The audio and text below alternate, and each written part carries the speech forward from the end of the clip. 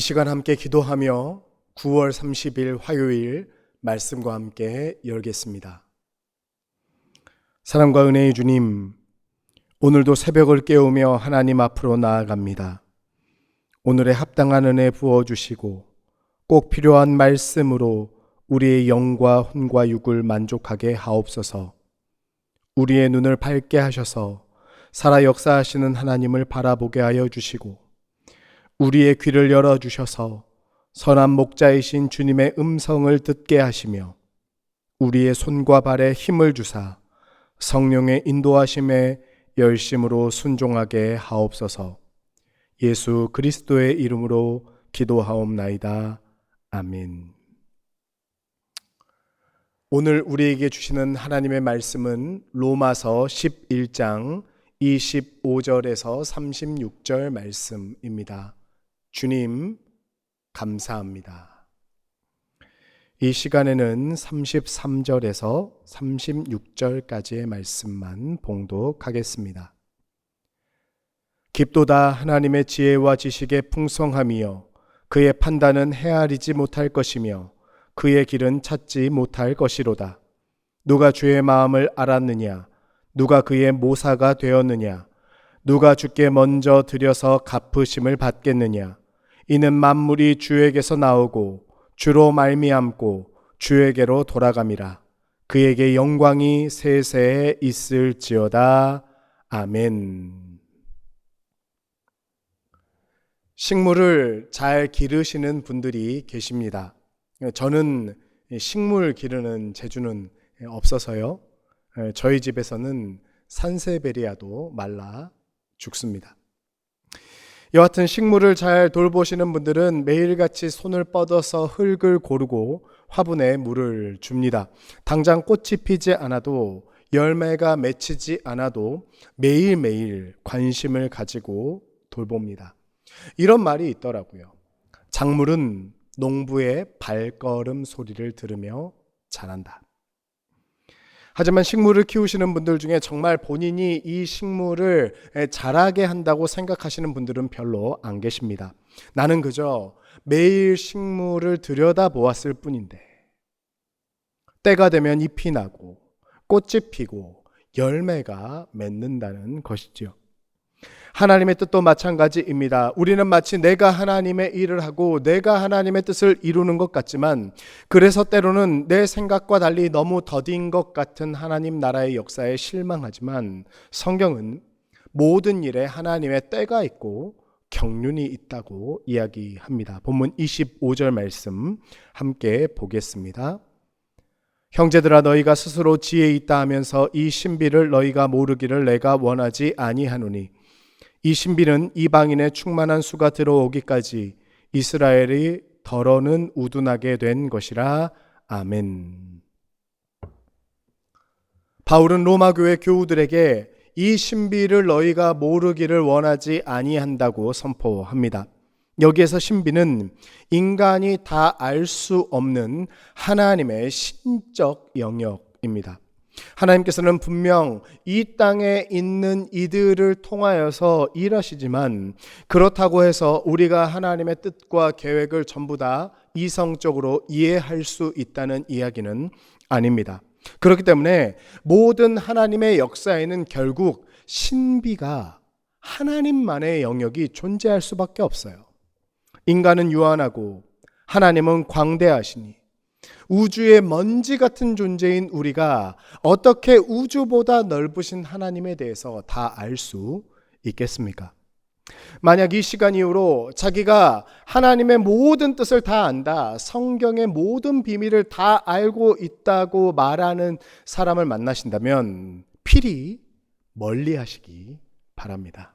사입이 이단일 가능성이 높습니다. 여하튼 사도 바울은 유대인들의 구원에 대하여 이방인들의 충만한 수가 들어오기까지 이스라엘의 덜어는 우둔하게 된 것이라고, 그 자체가 하나님의 구속 역사의 신비임을 밝히고 있습니다. 이미 믿음으로 구원받은 사람들 입장에서는 하루라도 빨리 하나님의 나라가 이 땅 가운데 완성되는 것을 꿈꿀 것입니다. 그게 당연하죠. 때문에 오랜 시간 기다려도 다시 오지 않으시는 예수님을 기다리는 것이 매우 고통스럽습니다. 하지만 하나님께서는 이 땅에 있는 한 사람이라도 더 구원하시기 위해 하나님 나라의 완성을 유예하고 계십니다. 이것이 인간의 그릇으로는 다 담아낼 수 없는 하나님의 긍휼이고 신비이지요. 그리고 때가 이르면 하나님께서는 당신의 백성들을 온전한 구원에 이르게 하실 것입니다. 본문 26절과 27절 말씀 함께 보겠습니다. 그리하여 온 이스라엘이 구원을 받으리라. 기록된 바 구원자가 시온에서 오사 야곱에게서 경건하지 않은 것을 돌이키시겠고 내가 그들의 죄를 없이 할 때에 그들에게 이루어질 내 언약이 이것이라 함과 같으니라. 아멘. 우리는 하나님의 때가 더디다고 이야기하지만 하나님께서는 온 이스라엘, 온 열방을 구원하시기 위해 지금도 여전히 오래 참고 계십니다. 그리고 이런 하나님의 구원의 선언은 우연한 희망이 아니라 오래전부터 약속된 하나님 언약의 신실성에 기초를 두고 있죠. 인간은 때로 약속을 잊어버리고 실패하고 어길 수도 있지만 하나님은 결코 약속을 잊지 않으시고 실패하지 않으십니다. 본문 29절 말씀 함께 보겠습니다. 하나님의 은사와 부르심에는 후회하심이 없느니라. 아멘. 예수님 당시 복음을 가장 먼저 접했던 사람들은 유대인들이었습니다. 예수님도 유대인인 다윗의 자손으로 이 땅에 성육신 하셨죠. 하지만 이 복음을 먼저 들은 유대인들은 오히려 복음을 배척하고 대적했습니다. 예수님을 모함했고 결국 예수님을 십자가에 못 박아 죽였습니다. 심지어 예수님의 승천 이후 예루살렘에서 공동체를 이루며 살았던 그리스도인들을 박해하기도 했지요. 하지만 그런 이스라엘의 불순종으로 인해 하나님 은혜의 복음은 마침내 이방인들에게까지 확장되었습니다. 그 결과 이스라엘에서 수천 킬로미터 떨어진 곳에 살아가는 우리들도 예수 그리스도 복음의 은혜를 입게 되었습니다. 본문 30절에서 32절 말씀 함께 보겠습니다. 너희가 전에는 하나님께 순종하지 아니하더니 이스라엘이 순종하지 아니함으로 이제 긍휼을 입었는지라. 이와 같이 이 사람들이 순종하지 아니하니 이는 너희에게 베푸시는 긍휼로 이제 그들도 긍휼을 얻게 하려 하심이라. 하나님이 모든 사람을 순종하지 아니하는 가운데 가두어 두심은 모든 사람에게 긍휼을 베풀려 하심이로다. 아멘. 하나님께서는 유대인들의 불순종을 통하여서 이방인들에게 긍휼을 흘러가게 하셨고 이제 그렇게 긍휼하심을 받은 이방인들을 통해서 다시 이스라엘을 일으키시는 회복의 통로를 열고 계십니다. 유대인들의 불순종이 이방인들을 구원에 이르게 했고 은혜를 입은 이방인들을 통해서 다시 이스라엘 백성들이 구원을 얻는, 그리하여서 모든 사람들이 하나님 은혜 가운데로 들어오는 그 완벽한 구원의 때를 지금도 기다리고 계세요. 결국 32절에서 말씀하시는 것처럼 모든 사람을 순종하지 아니하는 가운데 두신 것은 결국 모든 사람을 구원하시기 위해서입니다. 스스로 의롭다 하고 다른 이들을 정죄하는 율법의 길을 닫으시고 은혜 외에는 소망이 없음을 깨닫게 하시는 것이지요. 이 은혜의 복음 앞에서는 유대인이나 헬라인이나 예외가 없습니다.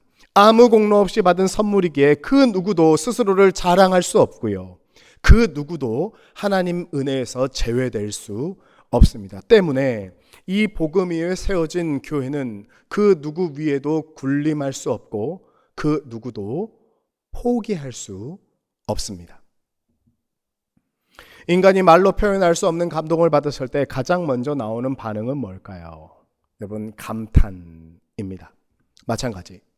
인간의 예상을 뛰어넘는 하나님 은혜의 경륜을 발견한 사도 바울은 이제 놀라우신 하나님을 감탄하고 그 하나님을 찬양합니다.